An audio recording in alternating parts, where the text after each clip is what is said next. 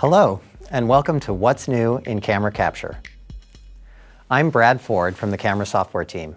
I'll be presenting a host of new camera features, beginning with minimum focus distance reporting, how to capture 10-bit HDR video, the main course, video effects in Control Center, and then a brief respite from new features. I'll review strategies to get the best performance out of your camera app. And lastly, I'll introduce a brand new performance trick for your bag, IOSurface compression. All of the features I'll be describing today are found in the AV Foundation framework. Specifically, the class is prefixed with AV Capture. To briefly review, the main objects are AV Capture devices, which represent cameras or microphones, AV Capture device inputs, which wrap devices, allowing them to be plugged into an AV Capture session, which is the central control object of the AV Capture graph. AV Capture outputs render data from inputs in various ways. The movie file output records QuickTime movies. The photo output captures high-quality stills and live photos. Data outputs, such as the video data output or audio data output, deliver video or audio buffers from the camera or mic to your app. There are several other kinds of data outputs, such as metadata and depth. For live camera preview, there's a special type of output, the AV Capture Video Preview layer, which is a subclass of CA layer. Data flows from the capture inputs to compatible capture outputs through AV Capture connections, represented here by these arrows. If you're new to AV Foundation Camera Capture, I invite you to learn more at the Cameras and Media Capture start page on developer.apple.com. Okay, let's dive right into the first of our new features. Minimum focus distance is the distance from the lens to the closest point where sharp focus can be attained. It's an attribute of all lenses, be they on DSLR cameras or smartphones. iPhone cameras have a minimum focus distance too. We've just never published it before. Until now, that is. Beginning in iOS 15, minimum focus distance is a published property of iPhone autofocus cameras. Here's a sampling of recent iPhones. The chart illustrates how the minimum focus distance of the wide and telephoto cameras varies from model to model. There's a notable difference between the iPhone 12 Pro and 12 Pro Max wide cameras. The Pro Max focusing at a minimum distance of 15 centimeters compared to 12 on the Pro. This is due to the sensor shift stabilization technology in the iPhone 12 Pro Max. Likewise, the minimum focus distance of the Tele is farther on the 12 Pro Max than the 12 Pro. This is due to the longer reach of the telephoto lens. It has a 2.5x versus a 2x zoom. Let me show you a quick demo of why minimum focus distance reporting is important.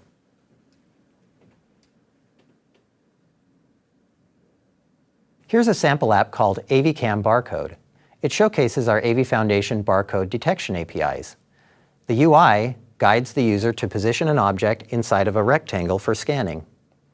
In this example, I've chosen a fairly small QR code on a piece of paper. The barcode is only 20 millimeters wide. By tapping on the metadata button, I see a list of all the various object types supported by AV Capture metadata output. There are a lot of them. I'll choose QR codes and then position my iPhone 12 Pro Max camera to fill the rectangle with the QR code. Unfortunately, it's so small that I have to get very close to the page to fill the preview. That's closer than the camera's minimum focus distance. The code is blurry, so it doesn't scan. To guide the user to back away, I need to apply a zoom factor to the camera preview, like so. Seeing a zoomed image on the screen will prompt them to physically move the camera farther away from the paper. I can do that with this slider button, but it would be much better if the app took care of the zoom automatically.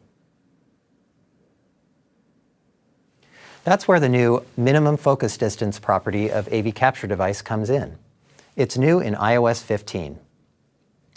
Given the camera's horizontal field of view, the minimum barcode size you'd like to scan. Here I've set it to 20 millimeters, and the width of the camera preview window as a percentage. We can do a little math to calculate the minimum subject distance needed to fill that preview width. Then, using the new minimum focus distance property of the camera, we can detect when our camera can't focus that close and calculate a zoom factor large enough to guide the user to back away. And finally, we apply it to the camera by locking it for configuration, setting the zoom factor, and then unlocking it. After recompiling our demo app, the UI now automatically applies the correct zoom amount. As the app launches, it's already zoomed to the correct space. No more blurry barcodes. And if I tap on it, we can see where it takes me. Capturing depth in iPhone photography, an oldie but a goodie. I deeply appreciate that session. Please check out the new AVCam barcode sample for best practices on how to incorporate minimum focus distance, as well as a lot of other best practices for scanning barcodes. Next up is 10-bit HDR video. HDR stands for High Dynamic Range, and it's been around as a still image technology since way back in iOS 4.1. Preserving high dynamic range is usually accomplished by taking multiple exposures of a scene and then blending them to preserve both highlights and shadows. But what about video HDR? That's a challenge since you've got to deliver 30 or 60 frames a second. Not exactly video HDR, but close. In 2018, Apple introduced EDR, or Extended Dynamic Range, to the iPhone XS camera line. EDR is an HDR-like solution for video.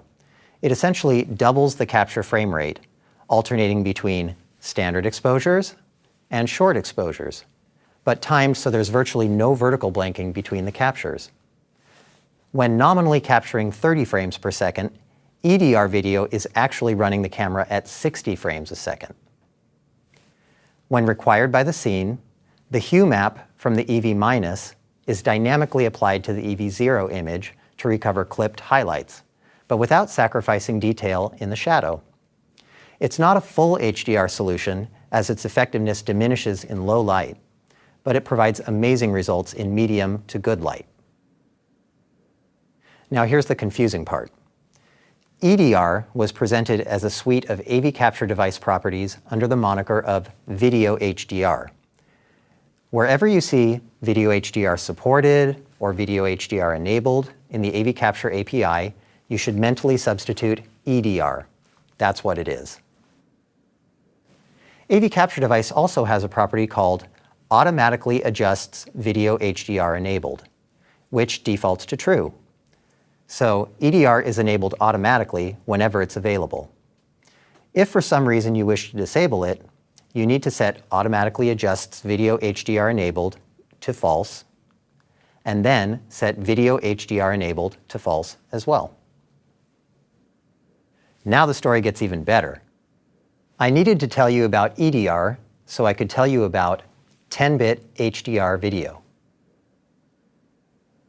10-bit HDR video is truly high dynamic range because it's got more bits.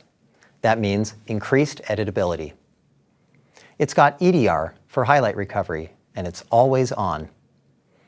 It uses hybrid log gamma curves as well as BT 2020 color space, allowing for even greater contrast of colors, brighter brights than Rec. 709. And whether you use AV Capture movie file output or AV Capture video data output plus AV Asset Writer, we automatically insert per-frame Dolby Vision metadata into your movies, making them compatible with Dolby Vision displays. 10-bit HDR video was first introduced on the iPhone 12. 10-bit HDR video formats can be identified by their unique pixel format type. On older iPhone models, cameras have AV Capture device formats that always come in pairs. For each resolution and frame rate range, there's a 420V and a 420F format. These are 8-bit biplanar YUV formats. The V in the 420V stands for video range, or 16 to 235. And the F in 420F stands for full range, or 0 to 255. On iPhone 12 models, some formats come in clusters of 3. After the 420V and 420F formats comes an X420 format of the same resolution and frame rate range. Like 420V, X420 is a biplanar 420 format in video range. But the X in X420 stands for 10 bits instead of 8. To find and select a 10-bit HDR video format in code, simply iterate through the AV capture device formats until you find one whose pixel format matches X420, or, deep breath, 420 YP-CBCR 10 biplanar video range. You can of course include other search criteria such as width, height, and max frame rate. We've updated our AVCam sample code to support 10-bit HDR video when available. There's a handy utility function in it called 10-bit variant of format, which can find the 10-bit HDR variant of whatever the currently selected device active format is. Please take a look. 10-bit HDR video is supported in all the most popular video formats, including 720p, 1080p, and 4K. And we included a 4:3 format as well, 1920 by 1440, which does support 12 megapixel high-resolution photos. While capturing 10-bit HDR video is simple, editing and playing it back properly is tricky. I invite you to watch a companion session from 2020 entitled Edit and Play Back HDR Video with AV Foundation. All right, that's it for HDR video. Now, on to the main event, video effects in Control Center. Put simply, these are system-level camera features that are available in your apps with no code changes. And the user is in control. This is a bit of a departure for us. Traditionally, when we introduce a new camera feature in iOS or macOS, Apple's apps adopt it out of the box. We expose new AV Capture APIs, you learn about them just as you're doing now, and then you adopt the feature at your own pace. This is a safe and conservative approach, but often results in a long lead time in which users miss out on a great feature in their favorite camera apps. With video effects in Control Center, we are introducing system-level, pre-packaged camera features. They're available to everyone right away, with no code changes, and the user is in control. We do continue to expose new APIs for these features, so you can tailor the experience in your app as soon as your release schedule allows. Let's take a look at these effects. The first was announced at our May spring-loaded Apple event, and it's called Center Stage. It's available on the recently released M1 iPad Pro models, and it makes use of their incredible 12-megapixel ultra-wide front-facing cameras. Center Stage really enhances the production value of your FaceTime video calls. It also works great out of the box in every other video conferencing app. Here, let me show you. I've just downloaded Skype from the App Store. This is a stock version of the app. When I start a Skype call, you immediately see Center Stage kick into action. It's kind of like having your own personal camera operator. It frames you as you move around the scene to keep you perfectly framed, whether you come in tight or you move back and like to pace. It can even track you when you turn your face away from the camera. That's because it tracks bodies, not just faces. As a user, I can control Center Stage by simply swiping down for Control Center, tapping on the new Video Effects module, and making my selection. As I turn Center Stage off and go back to the app,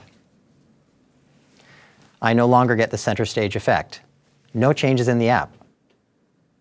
There's a companion new feature that all video conferencing apps get as well, and that's called Portrait. Portrait mode offers me a beautifully rendered, shallow depth of field effect. It's not just a simple privacy blur. It uses Apple's neural engine plus a trained monocular depth network to approximate a real camera with a wide open lens. Now let's take a look finally at the mic modes. By swiping down and picking the mic mode module, I can make my choice between standard, voice isolation, or wide spectrum. Mic modes enhance the audio quality in your video chats. More on those in a minute. While center stage, portrait, and mic modes share screen real estate in Control Center, they differ somewhat in API treatment.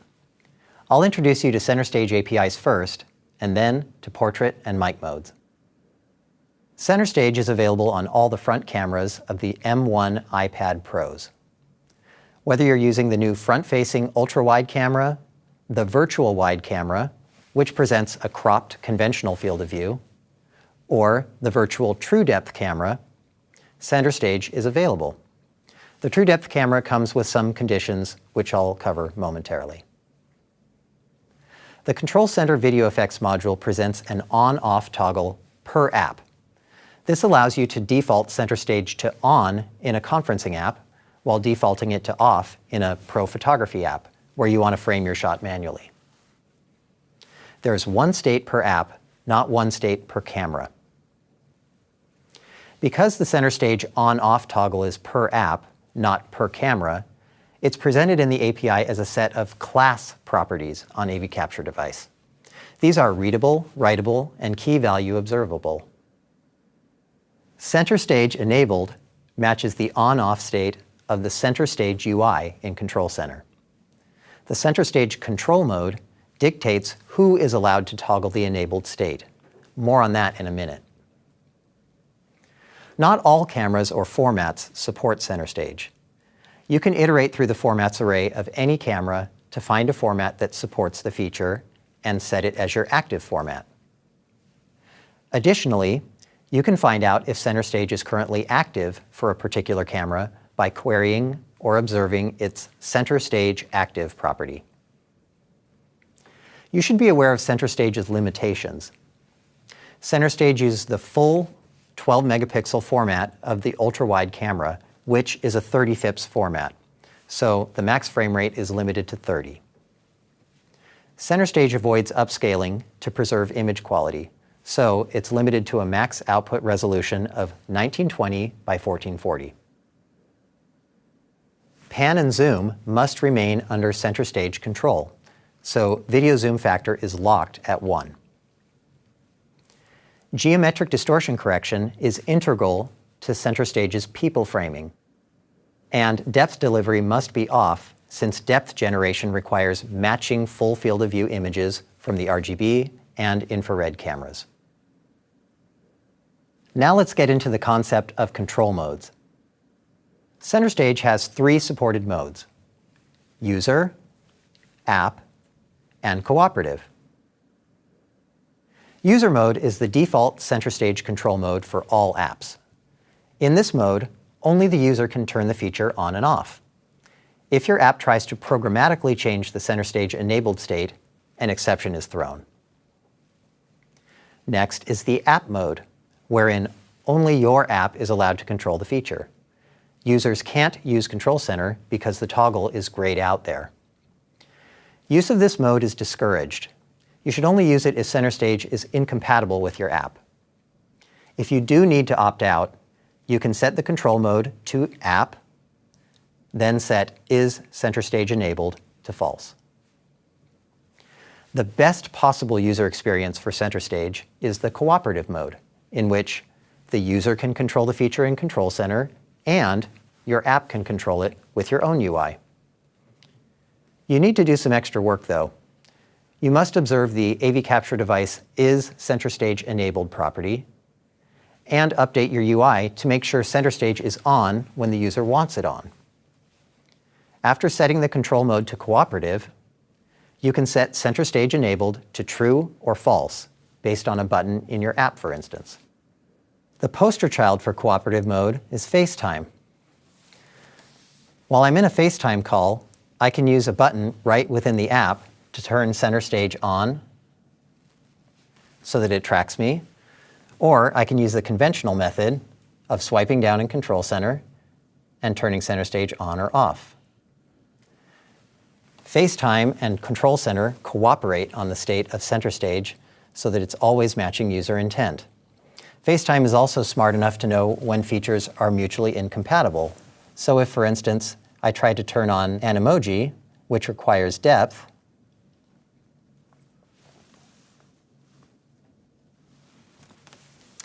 it knows to turn Center Stage off because those two features are mutually incompatible. If I tap to turn Center Stage back on, FaceTime knows to disable an emoji. That wraps up Center Stage API. Let's transition over to Center Stage's roommate in Control Center, Portrait.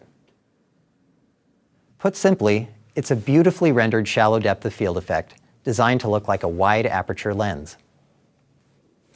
On iOS, Portrait is supported on all devices with Apple Neural Engine. That's 2018 and newer phones and pads. Only the front-facing camera is supported. It's also supported on all M1 Macs, which likewise contain Apple's Neural Engine. Portrait is a computationally complex algorithm. Thus, to keep video rendering performance responsive, it's limited to a max resolution of 1920 by 1440 and a max resolution of 30 frames per second.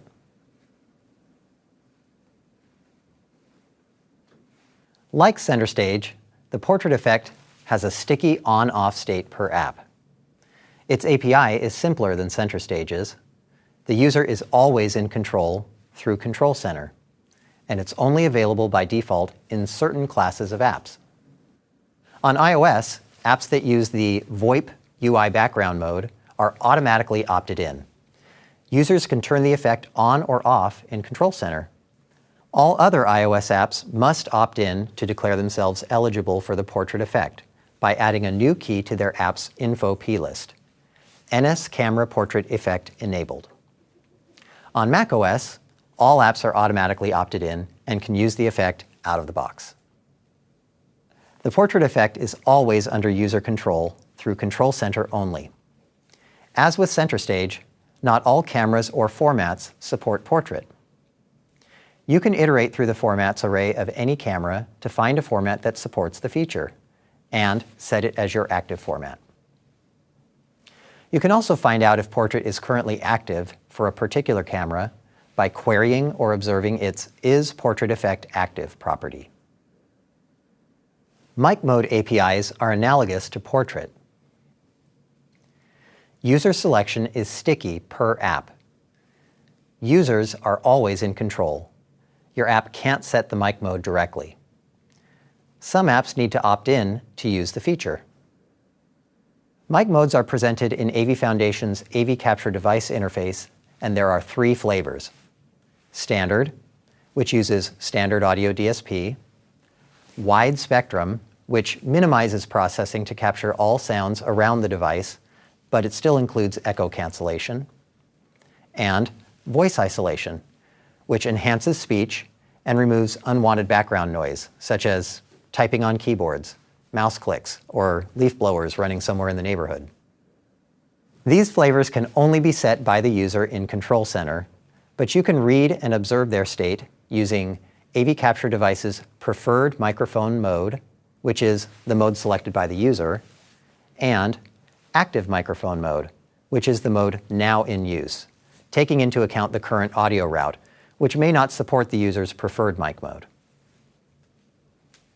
In order to use mic modes, your app must adopt the Core Audio AU Voice I/O audio unit. This is a popular interface in video conferencing apps since it performs echo cancellation. And mic mode processing is only available on 2018 and later iOS and macOS devices. With Portrait and mic modes, the user is always in control, but you can prompt them to turn the feature off or on by calling the new AV Capture Device Show System User Interface method, and you can pass it either video effects or microphone modes. Calling this API opens Control Center and deep links to the appropriate submodule. Here, We're drilling down to the video effects module where the user can choose to turn portrait off. That wraps up portrait and wraps up video effects in Control Center. I've just shown you examples of system-level camera features injected into your app without you changing a line of code. Pretty powerful concept. There's a companion session to this one called Capture High-Quality Photos Using Video Formats, where you'll learn about improvements we've made to still image quality in your apps without you changing a line of code. Please check it out. We've covered a lot of new features. At this point in the session, I'd like to take a breather and talk about performance. Center Stage and Portrait are great new user features, but they do carry an added performance cost. So let's review performance best practices to make sure your camera apps are ready for new features like Portrait and Center Stage. Camera apps use AV Capture classes to deliver a wide array of features. The most popular interface is AV Capture Video Data Output, which allows you to get video frames direct to your process for manipulating, displaying, encoding, recording, you name it. When using video data output, it's important to ensure that your app is keeping up with real-time deadlines so there are no frame drops. By default, video data output prevents you from getting behind by setting its always discards late video frames property to true. This enforces a buffer queue size of 1 at the end of video data output's processing pipeline and saves you from periodic or chronic slow processing by always giving you the freshest frame and dropping frames you weren't ready to process. It doesn't help you if you need to record the frames you're receiving, such as with AV Asset Writer. If you intend to record your processed results, you should turn Always Discards Late Video Frames off and pay close attention to your processing times. Video data output tells you when frame drops are occurring by calling your provided Capture Output Did Drop Sample Buffer delegate callback. When you receive a Did Drop callback, you can inspect the included sample buffer's attachments for a dropped frame reason. This can inform what to do to mitigate further frame drops. There are 3 reasons. Frame was late, which means your processing is taking too long. Out of buffers, which means you may be holding on to too many buffers. And discontinuity, which means there's a system slowdown or hardware failure that's not your fault. Now let's talk about how to react to frame drops. One of the best ways is to lower the device frame rate dynamically. Doing so incurs no glitches in preview or output. You simply set a new active min video frame duration on your AV Capture device at runtime. A second way is to simplify your workload so you're not taking so much time. Now let's talk about system pressure, another performance metric that's crucially important to a good user experience in your camera app. System pressure means just that. The system is subject to strain or pressure. AV Capture device has a property called system pressure state, which consists of factors and an overall level. The system pressure state contributing factors are a bit mask of 3 possible contributors. System temperature refers to how hot the device is getting. Peak power is all about battery aging and whether the battery is capable of ramping up voltage quickly enough to meet peak power demands. And the depth module temperature, which refers to how hot the true depth camera's infrared sensor is getting. The system pressure state's level is an indicator that can help you take action before your user experience is compromised. When it's nominal, everything is copacetic. Fair indicates that system pressure is slightly elevated. This might happen even if you're doing very little processing, but the ambient temperature is high. At serious, system pressure is highly elevated. Capture performance may be impacted. Frame rate throttling is advised. Once you reach critical, system pressure is critically elevated. Capture quality and performance are significantly impacted. Frame rate throttling is highly advised. And you never want to let things escalate to shutdown, where system pressure is beyond critical.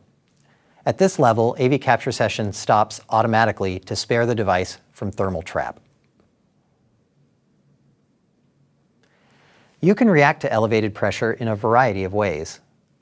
Lower the capture frame rate. This will always help system pressure. If lowering the frame rate isn't an option, consider lessening your workload on the CPU or GPU, such as turning off certain features. You might also keep features on, but degrade the quality, perhaps by only processing a smaller resolution or less frequently. AV Capture Session never frame rate throttles on your behalf, since we don't know if that's an acceptable quality degradation strategy for your app. That wraps up performance best practices. Now, onto our dessert course. IOSurface compression. I carefully avoided talking about memory bandwidth in the performance section, since there's not much you can do about the overall memory bandwidth requirements of video flowing through the ISP and eventually to your photos, movies, preview, or buffers.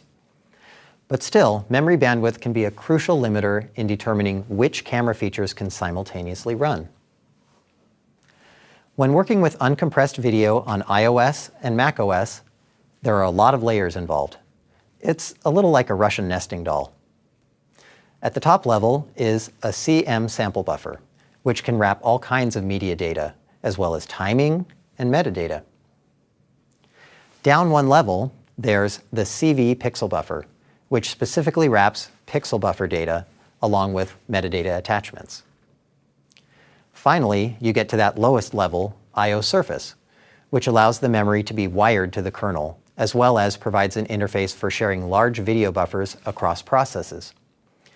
IOSurfaces are huge. They account for the great memory bandwidth requirements of uncompressed video. Now, thankfully, IOSurface compression offers a solution for memory bandwidth problems. New in iOS 15, we're introducing support for a lossless, in-memory video compression format. It's an optimization to lower total memory bandwidth for live video. It's an interchange format understood by the major hardware blocks on iOS devices and Macs. It's available on all iPhone 12 variants, Fall 2020 iPad Airs, and Spring 2021 M1 iPad Pros. Which major hardware blocks deal in compressed IOSurfaces? Well, there are a lot. All services listed here understand how to read or write compressed IOSurfaces. At this point, you may be saying, great, how do I sign up? Well, good news. If you're capturing video on supported hardware and the AV Capture Session doesn't need to deliver any buffers to your process, congratulations. Your session is already taking advantage of IOSurface compression whenever it can to reduce memory bandwidth. If you want compressed surfaces delivered to your video data output, you need to know about a few rules. Physical memory layout is opaque and may change. So don't write to disk, don't assume the same layout on all platforms, don't read or write using the CPU. AV Capture video data output supports several flavors of IOSurface compression. Earlier in the talk, you learned that iOS cameras natively support 420V and 420F, 8-bit YUV formats, one video and one full range. And later, you learned about X420, a 10-bit HDR video format. Video data output can also internally expand to 16 bits per pixel BGRA if requested. Each of these has an IOSurface compressed equivalent, which, beginning in iOS 15, you can request through AV Capture video data output. If you're a fan of ampersands in your 4-character codes, this is your lucky day. Here it is again in iChart format. These are the actual constants you should use in your code. 2 years ago, we released a piece of sample code called AV Multicam PIP. In this sample, the front and back cameras are streamed simultaneously to video data outputs using a multicam session, then composited as a picture-in-picture using a metal shader, which then renders the composite to preview and writes to a movie using AV Asset Writer. This is the perfect candidate for IOSurface compression, as all of these operations are performed on hardware. Here's the existing video data output setup code in AV Multicam PIP. It likes to work with BGRA, so it configures the video data output's video settings to produce that pixel format type. The new code just incorporates some checks. First, it sees if the IOSurface compressed version of BGRA is available, and if so, it picks that. The else clause is just there as a fallback. And just like that, we've come to the end. You learned about minimum focus distance reporting, how to capture 10-bit HDR video, video effects and mic modes in Control Center, performance best practices, and IOSurface compression. I hope you enjoyed it. Thanks for watching.